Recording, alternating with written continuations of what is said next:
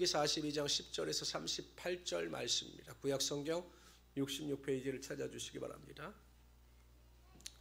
요셉의 형들도 가나안 땅에 흉년이 들자 그 기근을 극복하기 위하여 아버지 야곱의 성화에 못 이겨 애굽으로 곡식을 구하러 갑니다. 근데 그때 총리가 요셉이었습니다. 요셉은 형들을 알아보았지만 형들은 요셉을 알아보지 못합니다. 요셉 앞에 무릎 꿇고 그 곡식을 구하는 그 광경을 보면서 요셉은 20년 전에 하나님께서 자신에게 꿈을 꾸게 하신 사실을 다시 한번 기억나게 하셨습니다. 형들의 곡식단이 자신의 곡식단에 절하고 해와 달과 11별이 자신에게 절하는 그 꿈과 비전에 대해서 다시 한번 생각하게 되었던 겁니다. 그러면서 형들의 진심을 알아보고자 형들을 정탐꾼으로 몰아세웁니다. 형들이 얼마나 변했는가, 형들이 정말 회개했는가를 알아보기 위하여 그 형들을 정탐꾼으로 몰아세웁니다. 이것이 지지난주의 이야기였습니다. 우리 오늘 10절부터 20절까지 봅시다. 10절 제가 읽겠습니다. 그들이 그에게 이르되 내 주여 아니니이다. 당신의 종들은 공물을 사러 왔나이다.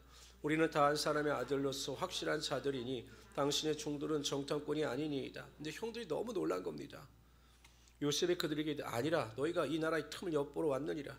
그들이 이르되 당신의 종 우리들은 12형제로서 가나안 땅 한 사람의 아들이라. 막내 아들은 오늘 아버지와 함께 있고 또 하나는 없어졌나이다. 없어진 게 바로 앞에 있는 사람이죠. 요셉이 그들에게 이르되 내가 너희에게 이르기를 너희는 정탐꾼이라 한 말이 이것이니라.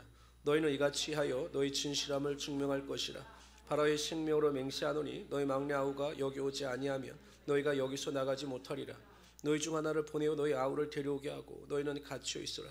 내가 너희의 말을 시험하여 너희 중에 진실이 있는지 보리라. 바로의 생명으로 맹세하노니 그리하지 아니하면 너희는 과연 정탐꾼이라고.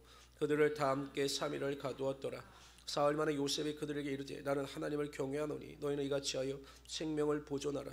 너희가 확실한 자들이면 너희 형제 중 한 사람만 거옥에 갇히게 하고 너희는 너희 집안에 우리 20절에 가시겠습니다. 시작. 너희 막내 아우를 내게로 데리고 오면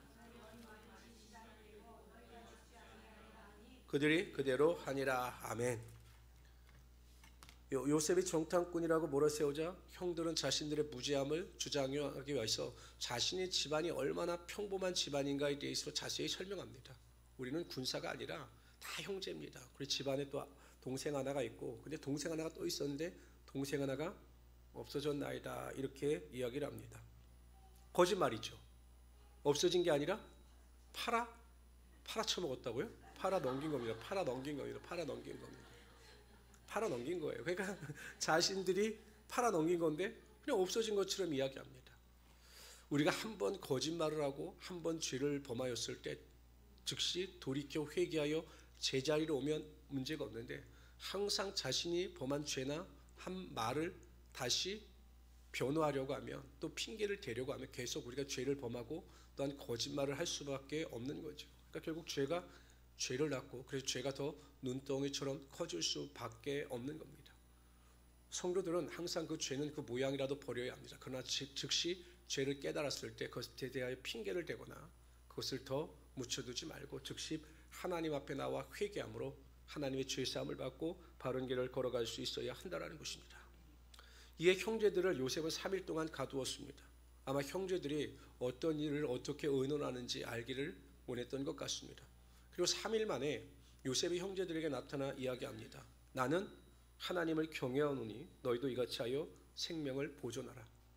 아니, 형제들에게 나는 하나님을 경외하는 사람이다 라고 이야기했을 때 형제들의 반응이 어땠을까요? 안심했을까요? 불안했을까요? 안심했을까요? 불안했을까요? 저는 안심했을 것 같아요. 왜냐하면 저도 이렇게 이야기를 하다가 요즘에 또 그렇지도 않아요. 뭐 이렇게 일을 부탁하거나 뭐 이렇게 뭐 이야기할 때 저 교회 다녀요. 뭐 얼마 전에도 제가 뭘 살 일이 있는데 통화 연결음이 오늘 찬양이더라고요. 하나님 이거 찬양이라 내가 이분한테 물건을 사면 여러분 잘 아시죠?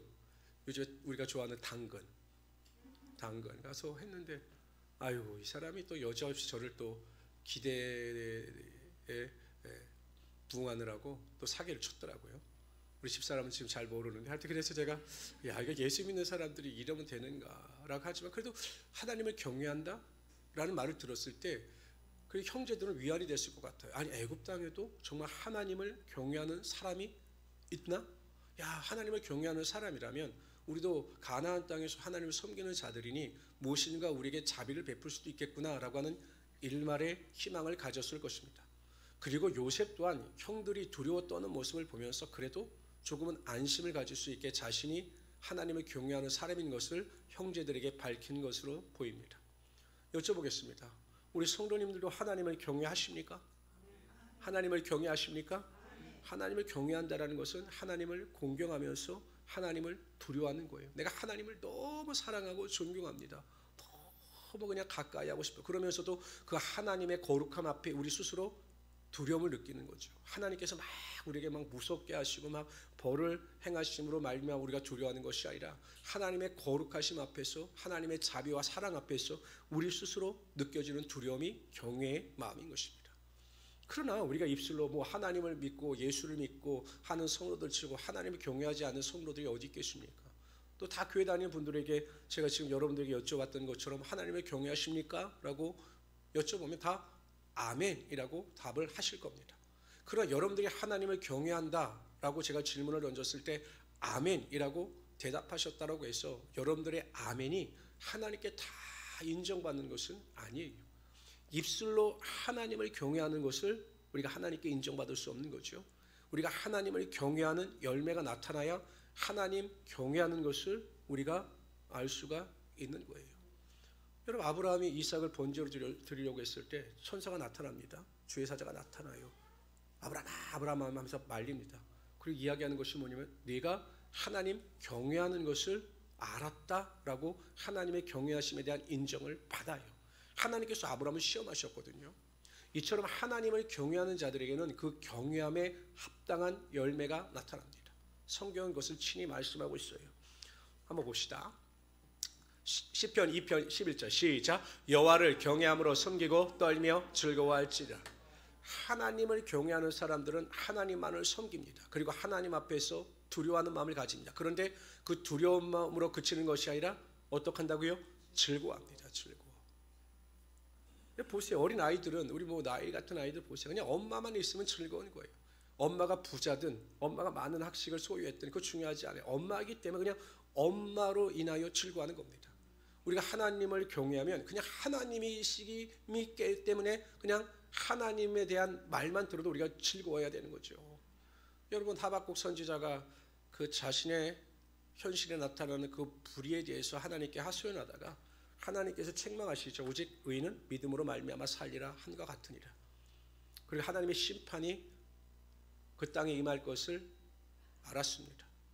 나중에 고백이 무엇입니까? 비록 무화과 나무가 무성치 못하며 포도나무에 열매가 없으며 감람나무에 소출이 없으며 밭에 식물이 없으며 우리의 양이 없으며 외양간에 소가 없을지라도 내 삶이 황폐하고 내 삶에 아무것도 남은 것이 없다 할지라도 나는 하나님으로 인하여 즐거워하며 나의 구원의 하나님으로 인하여 기뻐하리로다. 세상에 아무것도 없어요. 그런데 나에게 하나님께서 계시는 것만으로 기뻐한다. 이것이 하나님을 경외하는 성도들의 참된 모습이라는 것입니다. 그러니까 고난당할 때, 환난당할 때, 문제가 있을 때 그럼에도 불구하고 소망을 가지고 기뻐하는 성도들이 하나님을 경외하는 성도가 되는 것입니다. 두 번째, 하나님을 경외하는 사람은 어떤 사람이냐? 시편 5편 7절에 보면 오직 나는 주의 풍성한 사랑을 힘입어 주의 집에 들어가 주를 경외함으로 성전을 향하여 예배하리이다.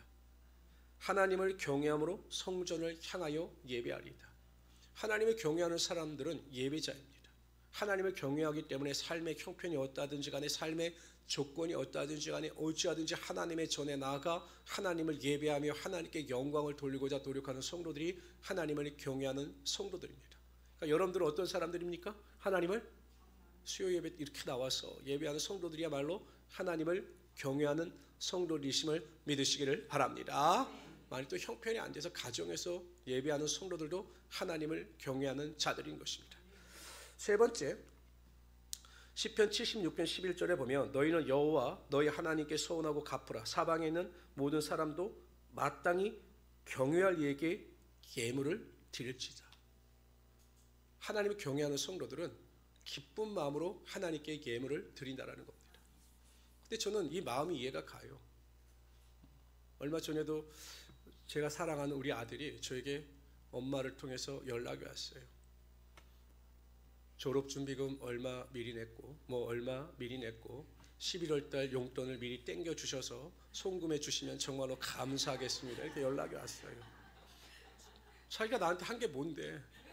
없잖아요. 그것도 땡겨 달라는 게 쓸 데가 많으니까. 근데 아버지 내가 괘씸한, 그리고 안 보냈냐? 너무 일찍 보냈어요. 우리 집사람 왜 이렇게 나눠서 보내지 일찍 보냈냐고. 바로 보냈어요. 왜? 사랑하니까, 좋아하니까 그냥 주는 것이 행복하고 즐거운 거죠. 그러니까 부모들이 자식에게 아낌없이 줄 수 있는 것은 자식을 정말로 사랑하기 때문입니다. 하나님을 정말로 사랑하고 하나님을 경외하는 성도들은 하나님께 드리는 것에 대하여 아까울 이유가 없지요. 내가 사랑하는 하나님, 경외하는 하나님인데 얼마든지 드려도 아까울 것이 없고 드려도 부족한 것이 하나님을 경외하는 성도들의 참된 모습이라는 것입니다. 저는 우리 성도들에게 정말 감사한 것이 있어요. 저는 정말 한 번도 우리 성도들에게 예물이나 헌금에 대해서 강조하거나 그것에 대해서 이야기한 적이 없는데, 우리 행복한 우리 순복음교회 성도들은 정말 넘치도록 하나님 앞에 감사함을 드리는 것을 보면서 제가 항상 우리 성도들에게 감사한 마음을 금할 수가 없습니다. 다른 목사님들 이런 말 하지 말라고 그러시더라고요. 아유, 교회가 어렵다, 재정이 어렵다, 이런 말을 해야 성도들이 헌금을 많이 낸다라고 하는데 그거는 얄팍한 수법이죠.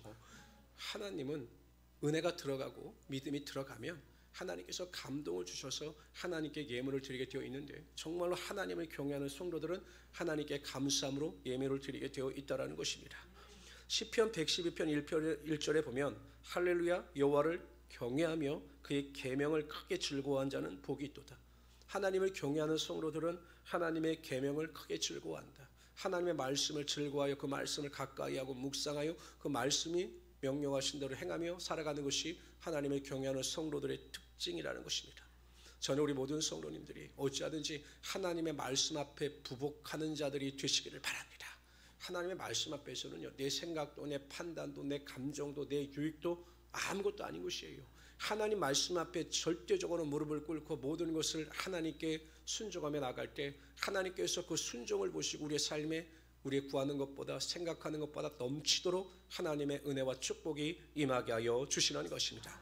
자, 이 마지막 때 하나님의 경외함이 점점 사라져가는 이 시대 가운데 철저하게 하나님만을 경외하며 순종하며 살아갈 수 있는 우리 성도들 되시기를 주님의 이름으로 축원합니다. 이에 요셉은 형제들에게 정탐꾼이 아니라는 것을 증명하기 위하여 한 사람이 여기 남고 가서 막내 동생 베냐민을 데려오라, 이렇게 이야기를 합니다. 정말로 보고 싶었을 것 같아요. 왜냐하면 엄마 친모 라헬에게 나온 형제는 이 요셉과 베냐민이었기 때문에, 또 이 베냐민이라고 하는 동생은 자신의 어머니가 돌아가시면서 라헬이 소촌하면서 낳은 아들이었기 때문에 그 동생에 대한 애정이 깊었던 것으로 보입니다. 그래서 먼저 동생을 데리고 와라, 이렇게 이야기를 합니다. 한편으로 형제들이 얼마나 변했는가를 보기를 원했던 것으로 보여요.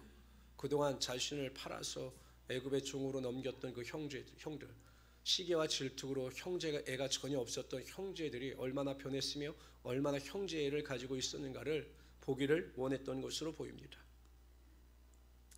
형들의 말에 대해서, 형들은 요셉의 말에 대해서 자신들이 변했음을 증명해 보여야 했습니다.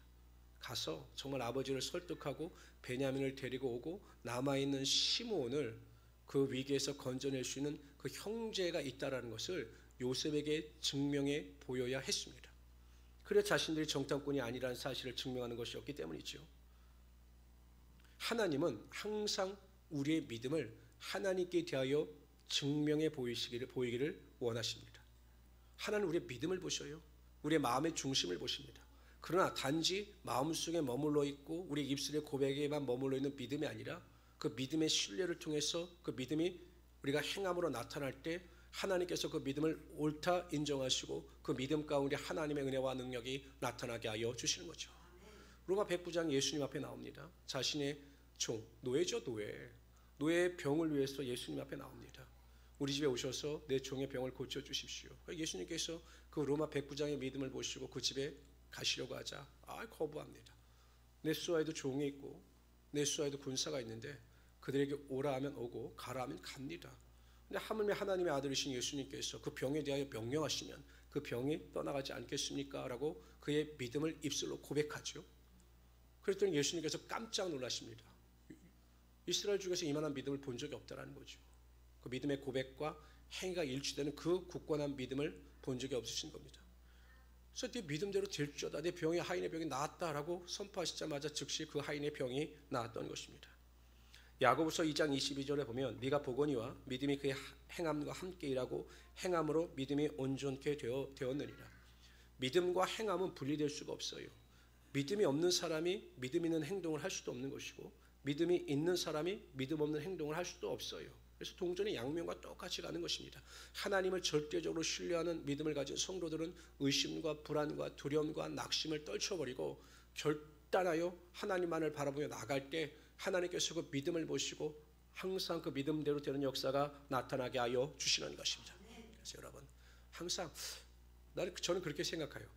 갈까 말까 고민이 될 때는 가라. 할까 말까 고민이 될 때는 해요?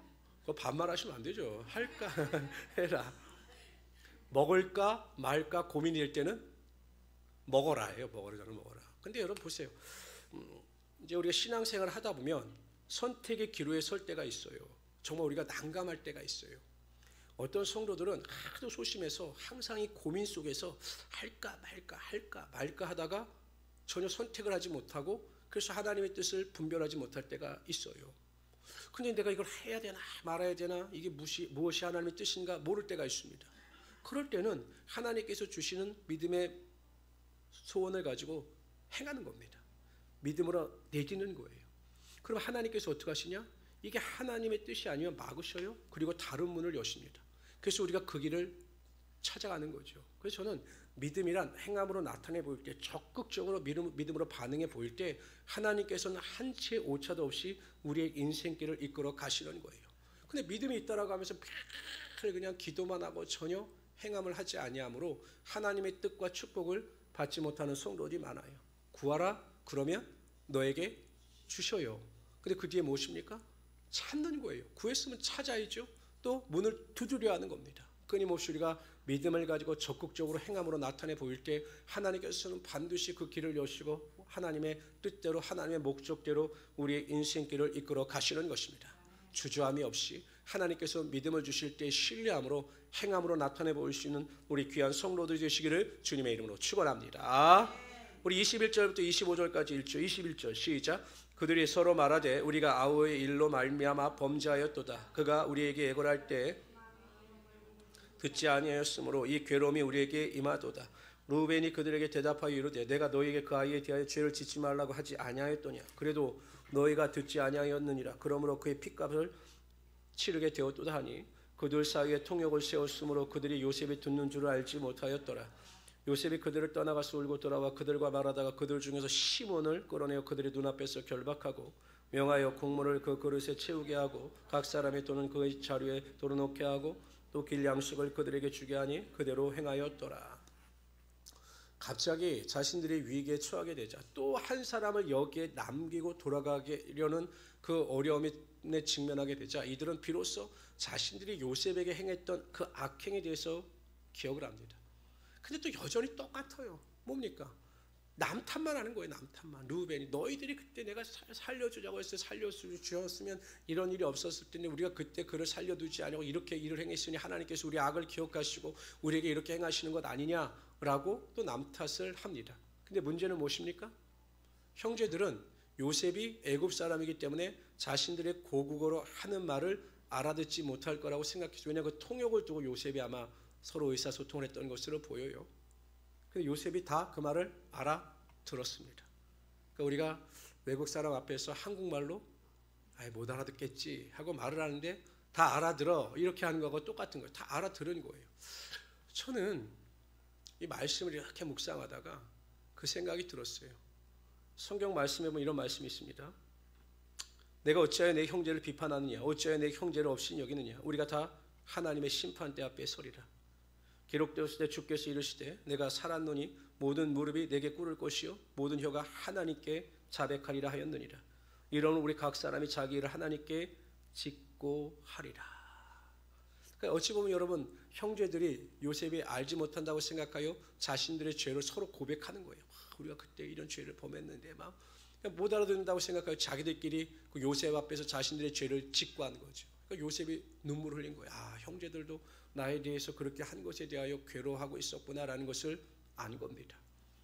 성도 여러분, 우리가 이 세상을 살아가면서 꼭 잊지 말아야 될 것은 우리가 하나님 또한 예수 그리스도의 십자가 보혈의 은혜와 능력으로 구원을 받아 하나님의 자녀가 되었습니다. 그리고 우리가 천국에 대한 소망을 가지고 살아가는 것입니다. 근데 꼭 거쳐야 될 과정이 하나 있어요. 그 과정은 무엇이냐? 우리가 다 하나님의 심판대 앞에 선다라는 겁니다. 죽었던 자들도 다 일어나서 먼저 영혼의 심판을 받습니다. 그래서 그 구원받지 못한 자들은 영원한 지옥에 떨어지게 되는 것이고, 구원 얻은 성도들은 다 천국에 들어가게 되는 것입니다. 그러나 우리가 영혼의 심판 외에 상급의 심판이 있어요. 우리의 행한 일에 따름이니라. 그때 우리가 우리의 모든 공과에 대해서 하나님 앞에 직구한다라는 거예요. 하나님 스스로가 우리의 죄를 지적하시고 우리의 죄에 대해서 열거하시는 것이 아니라 우리 스스로 하나님 앞에서 우리의 모든 삶의 죄와 허물과 우리의 모든 믿음을 직구하는 거예요. 여러분, 그때 얼마나 우리가 우리의 죄를 고백하고 나는 그걸 죄라고 생각하지도 않았는데 막 하나님 앞에 그 죄에 대해서 열거할 때 우리가 얼마나 마음이 아프겠습니까? 성도는 항상 우리가 하나님 앞에 심판대 앞에 선다라는 것을 잊지 말아야 하는 것입니다. 그리고 항상 코람데오의 믿음을 가지고 하나님 안에서 하나님의 뜻대로 거룩함을 쫓아 살아갈 수 있도록 노력할 수 있어야 하는 것이죠. 세상을 기쁘게 하는 자들이 아니라, 세상에서 만족을 얻는 자들이 아니라 하나님을 기쁘시게 하며 하나님의 은혜 안에서 만족을 누리며 살아갈 수 있는 우리가 되어야 하는 것입니다. 저는 우리 모든 성도님들이 항상 그날을 기대하면서 그날을 바라보면서 심판대 앞에 섰을 때 나의 모습을 상상하면서 하나님을 기쁘시게 하며 살아갈 수 있는 우리 성도들이 되시기를 주님의 이름으로 축원합니다. 우리 26절부터 38절까지 있습니다. 26절, 그들이 곡식을 나귀에 싣고 그곳을 떠나더니 한 사람이 여관에서 나귀에게 먹이를 주려고 자리를 풀고 아리아기에 있는지라 그가 그 형제에게 말하되 내 돈을 도로 넣었도다. 보라, 자루 속에 있도다. 이에 그들이 혼이 나서 떨며 서로 돌아보며 말하되 하나님이 어찌하여 이런 일을 우리에게 행하셨는가 하고 그들이 가나안 땅에 돌아와 그들의 아버지 야곱에게 이르러 그들이 당한 일을 자세히 알리어 아뢰되 그 땅의 주인인 그 사람이 엄하게 우리에게 말씀하고 우리를 그 땅에 대한 정탐꾼으로 여기기로 우리가 그에게 이르되 우리는 확실한 자들이여 정탐꾼이 아니니이다. 우리는 한 아버지 아들 12 형제로 하나는 없어지고 막내는 오늘 우리 아버지와 함께 가나안 땅에 있나이다 하였더니 그 땅의 주인인 그 사람이 우리에게 이르되 내가 이같이 하여 너희가 확실한 자들임을 알리니 너희 형제 중에 하나를 내게 주고 두고 양식을 가지고 와서 너희 집안에 굶주림을 구하고 너희 막내 아우를 내게로 데려오라. 그러면 너희가 정탐꾼이 아니요 확실한 자들임이라을 내가 알고 너희 형제를 너에게 돌리리니 너희가 이 나라에서 무역하리라 하더이다 하고 각기 자루를 쏟고 본즉 각 사람의 돈뭉치가 그리 자루 속에 있는지라 그들과 그들의 아버지가 돈뭉치를 보고 다 두려워하더니 그들의 아버지 야곱이 그들에게 이르되 너희가 나에게 내 자식들을 잃게 하도다. 요셉도 없어졌고 시므온도 없어졌거늘 베냐민을 다 빼앗아 가고자 하니 이는 다 나를 해롭게 함이로다. 루벤이 그의 아버지에게 말하여 이르되 내가 그를 아버지께로 데려오지 아니하거든 내 두 아들을 죽이소서. 그를 내 손에 맡기소서. 내가 그를 아버지께로 돌아오리다. 38절 다 가시겠습니다. 시작. 그의 형은 죽고 그만 남았습니다. 만일 재난이 그에게 미치면 모든 과정을 자녀들이 아버지 야곱에게 자세히 설명을 합니다. 그 아들들의 이야기를 다 듣고 난 아버지 야곱의 반응은 부정적이었어요. 결론은 무엇입니까? 너희가 다 나를 해롭게 하는 자들이다. 요셉도 죽었고 시므온도 죽었다. 이제 이 마지막 아들까지 죽이려 하느냐. 아니 시므온이 죽었는지 살았는지 어떻게 합니까? 마지막에 이렇게 이야기합니다. 내 흰머리를 슬퍼하며 스올로 내려가게 하도다. 스올이 지옥입니다. 나를 지옥의 고통으로 떨어지게 한다. 이렇게 자식들에게 이야기를 하고 있습니다. 이 모습을 보면서 참 안타까운 모습을 금할 수가 없어요. 여러분, 야곱이 야복 강가에서 그 형 에서로 인하여 두려워 떨 때 하나님께서 그를 찾아오셔서 그와 씨름하셨습니다. 그의 환도뼈를 치셨죠. 그러나 끝까지 하나님을 붙잡고 놓지 않을 때 하나님께서 그에게 축복하여 주시고 이스라엘이라고 하는 아주 귀한 명예로운 이름을 부어주셨습니다. 그리고 모든 황폐의 문을 열어주셨던 겁니다. 그럴 때 경험했던 하나님에 대한 기억을 가지고 이 위기의 순간에 자식들을 모아놓고 우리가 다시 한번 하나님 앞에 믿음으로 기도하며 하나님의 은혜를 구하여 나가자라고 했더라면 얼마나 여러분 멋있었겠습니까? 아들도 아버지를 존경하지 않았겠어요? 근데 아버지는 계속 부정적인 말만을 하고 다 너희가 나를 해롭게 하는 자식이로다 라고 이야기를 하니 그 루벤 입장에서도 얼마나 여러분 섭섭했겠습니까? 근데 아이러니하죠. 그렇게 야복과 함께해서 하나님을 만났던 야곱이 어떻게 이렇게까지 신앙이 떨어질 수 있느냐라는 것입니다. 그러니까 여러분 신앙은 참 유지하거나 성숙시키는 것이 굉장히 어려운 것입니다. 신앙은요 현상 유지가 없어요. 현상 유지. 음식물과 똑같은 것 같아요, 여러분. 음식물 딱 이제 갖다 놓으면 우리가 이제 떡 같은 것도 여러분 떡도 우리가 많이 이제 교회에서 주시잖아요. 근데 이 떡이라는 것도 유통기한이 있어서 우리가 그냥 실온에서 가만두면 어떻게 됩니까? 상하거든요. 여러분들은 그냥 제때 잘 드셔서 모르시는군요. 이 떡도 상해요. 그래서 어떻게 하면 냉장고에 넣어둬야 합니다. 우리의 신앙도 우리가 관리하거나 우리가 노력하지 않냐고 그냥 두면 이 신앙이 어떻게 되느냐? 신앙이 변질되거나 타락하게 되어 있는 겁니다. 그래서 우리는 끊임없이 우리의 묵은 땅을 기경해야 되는 겁니다. 신앙이 정투해지지 아니하도록 우리 매일 새롭게 하나님의 은혜를 경험하고 하나님의 보좌 앞에 나갈 수 있어야 하는 것입니다. 제가 전주에서 사역할 때 전주 성도들은 뭐만 있으면 교회를 갖고 와서 목사님가 한번 해보세요. 목사님가 한번 해보세요. 이렇게 말씀하셨는데 하루는 큰 어항을 가지고 오시더니 물고기가 가시더니 목사님 이거 물고기 한번 길러보세요. 그래갖고 제가 성전 입구에다 큰 어항을 두고 물고기를 기른 적이 있어요. 구피를. 근데 거기에 보면 구피를 죽지 않고 잘 기르는 법에 보면 일주일 혹은 2주에 매일 30%의 물을 환수해 줘야 합니다. 그러니까 기존의 물은 그대로 두고 새롭고 깨끗한 물을 30%를 갈아줘야 이 구피가 살아날 수 있다라는 거예요. 그냥 물을 바꿔주지 않으면 구피가 죽는 거죠. 우리 신앙도 마찬가지예요. 매일 새롭게 하나님의 은혜와 하나님의 축복과 하나님의 인도하심을 우리가 경험하지 아니하면 예전에 우리의 신앙이 머물러 있으면 우리의 신앙은 유지되는 것이 아니라 변질되거나 퇴보할 수밖에 없는 것입니다. 자동차 운전들 하시죠? 네. 여러분 좋은 차가 있어요. 좋은 차가 있습니다. 근데 차를 움직이기 위해서는 무엇이 있어야 합니까? 기름이 있어야 됩니다. 기름이 있어야 됩니다. 기름을 넣었어요. 차가 움직여야 되잖아요. 그럼 차가 움직이려면 무엇을 밟아야 합니까? 브레이크를 밟으면 가요? 악셀레터를 밟아야 되겠죠. 여러분 좋은 차가 있어도 기름이 없으면 차가 움직이지 않고 기름이 들어가도 악셀레터를 밟지 않으면 차가 속력을 내지 못합니다. 그러니까 내가 원하는 목적지의 규정 속도를 지켜 빠르게 가려면 그 규정 속도에 맞게 악셀레터를 계속 밟으면서 가야 돼요. 아이고 나는 그냥 급하지 않으니까 악셀레터를 한 10만 밟아야 되겠다. 그래서 10km만 계속 가면 아마 도착하는 시간이 늦어지겠죠.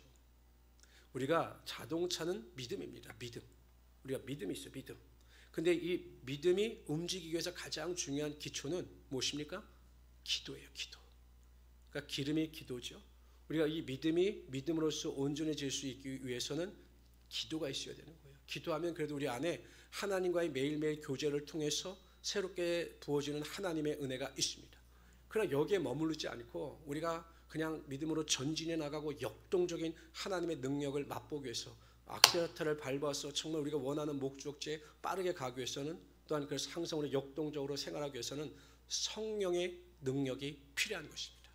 그러니까 자동차가 온전히 움직여지기 위해서는 자동차와 기름과 그 엑셀레터를 밟아야 되는 그거가 있는 것처럼 우리가 하나님 안에서 매일 역동적인 하나님의 능력을 맛보기 위해서 제일 중요한 것이 성령 충만을 삼하는 것입니다. 믿음을 가지고 나와서 기도하고 기도를 통해서 성령 충만을 삼하여 성령 충만을 받을 때 우리가 신앙의 제자리에 머물러 있는 것이 아니라 매일 하나님 앞에 더 가까이 가며 하나님과 동행하는 믿음의 삶을 살아갈 수 있게 되는 것입니다.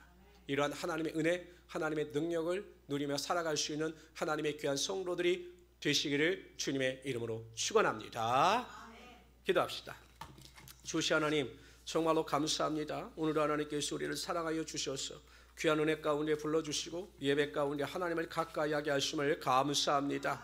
하나님, 우리에게 믿음을 허락하여 주셨사오니 매일 깨어 믿음으로 기도하는 우리 성도들이 되게 하여 주시옵소서. 세상에 대하여 귀를 막고 하나님께 대하여 귀를 여는 성도들이 되게 하여 주시옵소서. 귀를 열고 하나님의 음성을 듣게 하시며 하나님의 뜻을 분별할 수 있도록 도와주시옵소서. 또한 성령 충만하여 믿음으로 전진해 나가는 자들이 되기를 원합니다. 제자리에 머물러 있는 자들이 아니라 하나님께서 원하는 자리에 나가 하나님의 일을 감당하며 하나님께만 영광 돌리며 나가는 우리 성도들이 되기를 원하오니 그러한 은혜와 능력이 온전히 임하게 하여 주시옵소서. 감사합니다. 오늘도 믿음으로 기도합니다. 우리의 가정을 위하여, 교회를 위하여, 문제를 위하여, 꿈과 비전을 위하여, 마음의 소원을 위하여 기도할 때마다 하늘의 문을 여시고 놀라운 은혜와 능력으로 함께하여 주시옵소서. 감사하며 예수님의 이름으로 기도드리옵나이다. 아멘. 우리 찬양